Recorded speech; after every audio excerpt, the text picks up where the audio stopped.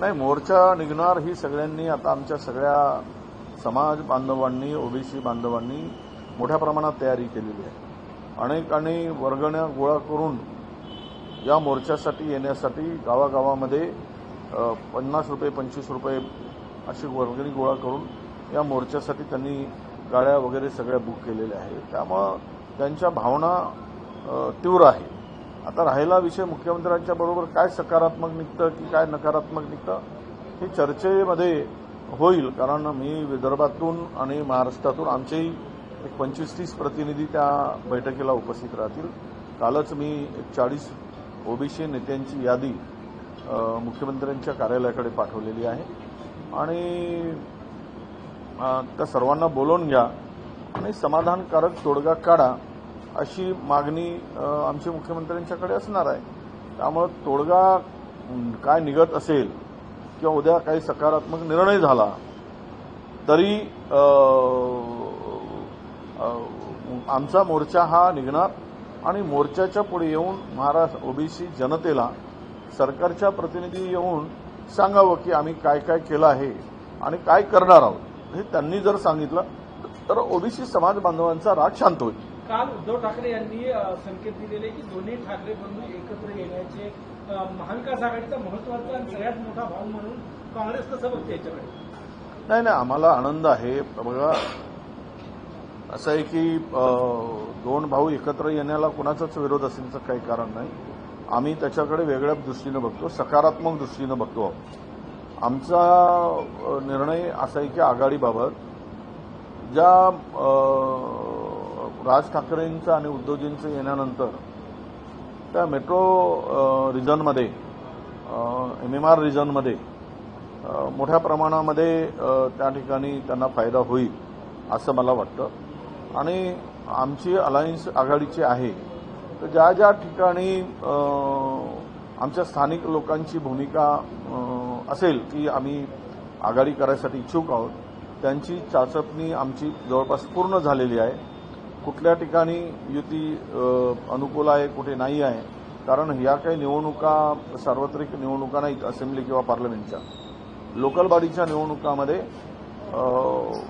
स्थानिक पातळीवर आम्ही निर्णय सोडलेला आहे आणि त्या ठिकाणी तशा पद्धतीच्या आघाड्या आमचे लोक करतील.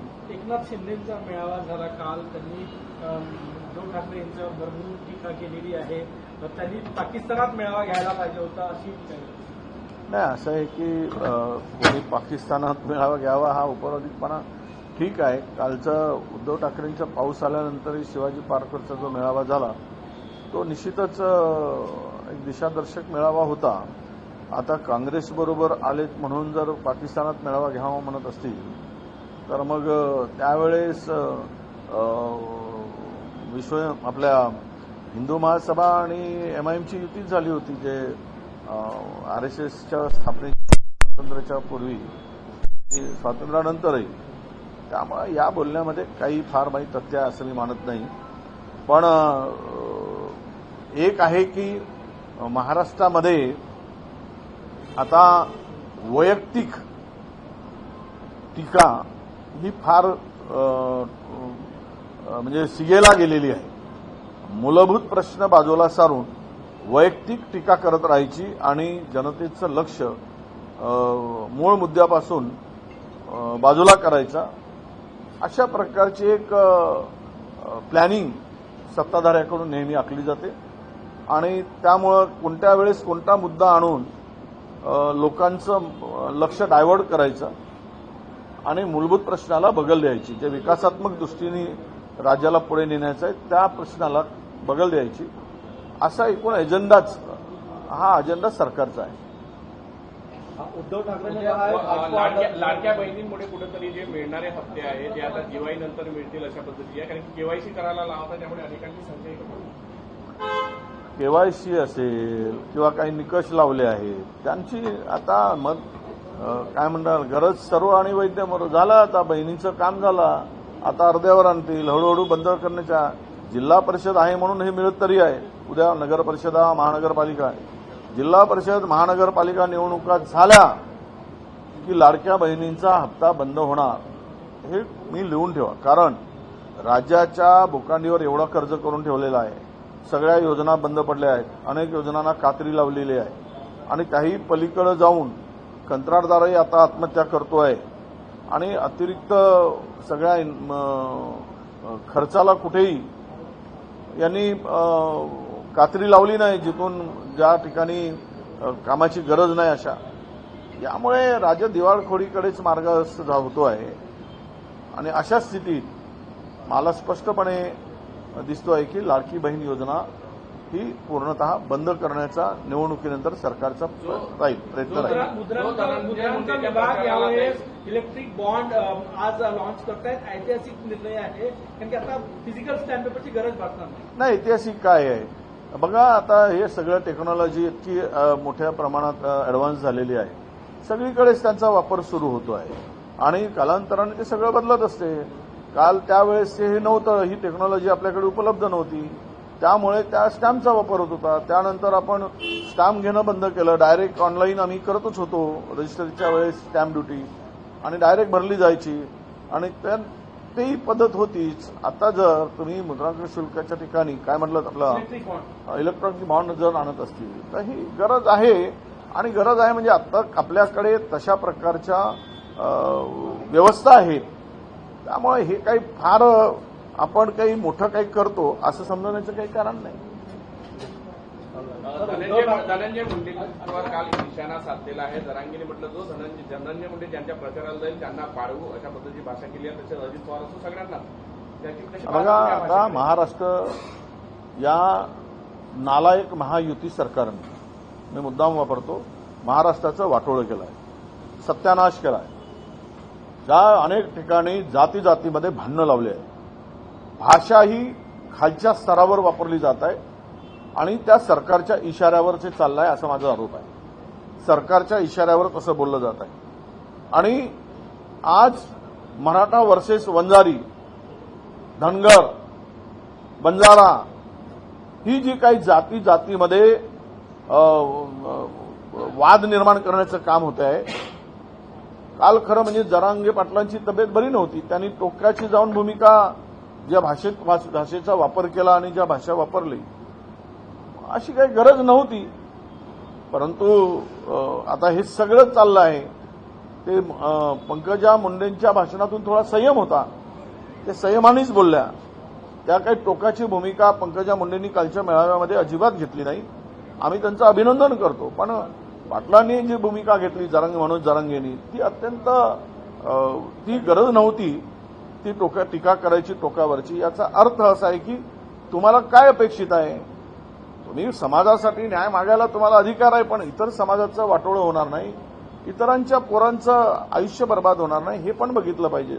आणि सरकारने पण काहीतरी ठोस भूमिका घेतली पाहिजे. पण सरकारच या आगीमध्ये तेल टाकतोय समाजाच्या. आणि सरकारचेच मंत्री वाटेल ते बरळत आहेत. मंत्रिमंडळात राहूनही त्यांची भूमिका सुद्धा, त्यांचे सत्ताधारी पक्षाचे आमदार सुद्धा ही जी भूमिका स्वीकारत आहेत घाणेरड्या टीका करण्याची, हे महाराष्ट्राच्या एकूणच आतापर्यंतच्या राजकीय संस्कृतीला शोभनीय नाही आहे. हे फार वाईट आहे. यातून महाराष्ट्राचं नुकसानच होईल, महाराष्ट्र उद्ध्वस्त होईल. आणि हे याच अशाच प्रकारचं षडयंत्र हे रचलं जात आहे असं माझा आरोप आहे. हो, जरांगेंनी असे म्हटलं की शेतकऱ्यांची कर्जमाफी व्हायला पाहिजे. शेतकऱ्यांच्या कर्जमाफीसाठी थोडा आग्रही असणार आहे, टोकाला जायला. ते हे बोलले की माझं आता आयुष्य संपत आलेलं आहे, शेवटचे काही दिवस. नाही, कोणाचं आयुष्य त्याला दीर्घायुष्य मिळावं मनोज जरांगेंना आमची ईश्वराकडे प्रार्थना आहे. कोणाच्याही आयुष्याला एवढा लवकर, कारण तरुण आहे आणि ठीक त्यांनी दीर्घकाळ जगलं पाहिजे. परंतु त्यांच्याकडे ते ईश्वरांनी त्यांना दीर्घकाळ जगवताना बुद्धी पण द्यावी की समाजामध्ये कुठली तेढ निर्माण होणार नाही, दोन समाज एकमेकाच्या पुढे येणार नाही आणि चांगले आपुलकीचं बंधुभावाचं वातावरण महाराष्ट्रात राहील.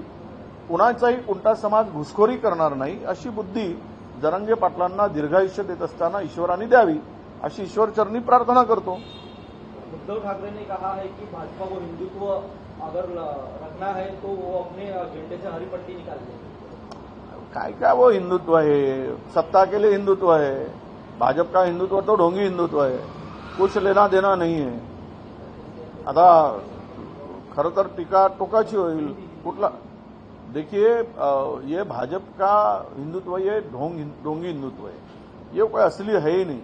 उनका आज तक का एजेंडा जो रहा है वोट लेने के लिए, वोट पाने के लिए, लोगों को गुमराह करने के लिए, और महाराष्ट्र में या देश में जो स्थिति पैदा आज कर चुके हैं, इससे देश की प्रगति नहीं होगी.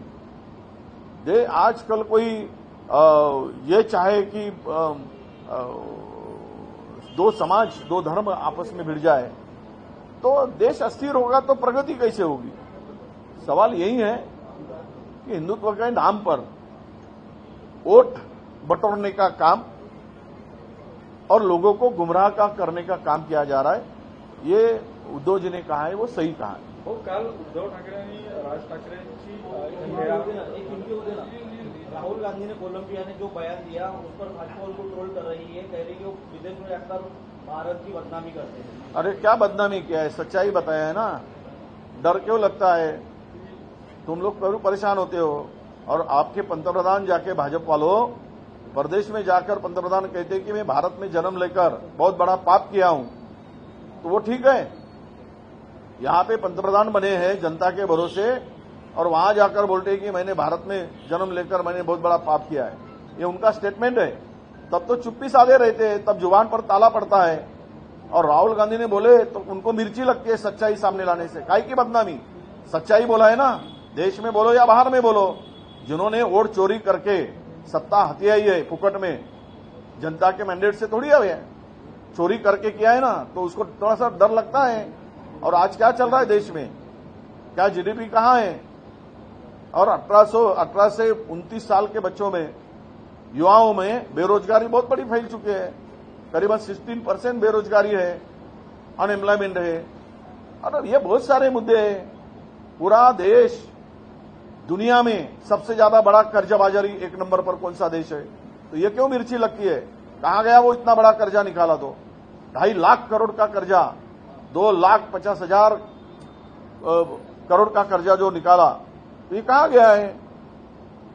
तो ये सब बातें जो है स्वाभाविक है, कुछ किया नहीं. हिंदू मुस्लिम मंदिर मस्जिद करते रहते, डंका पीटते रहते, वोट बटोरते रहते, मजा मारते रहते हैं, कुर्सी उगाते रहते हैं, और पूरा देश को लूट रहे हैं. तो इससे ज्यादा उनको क्या समझ आएगा. Thank you.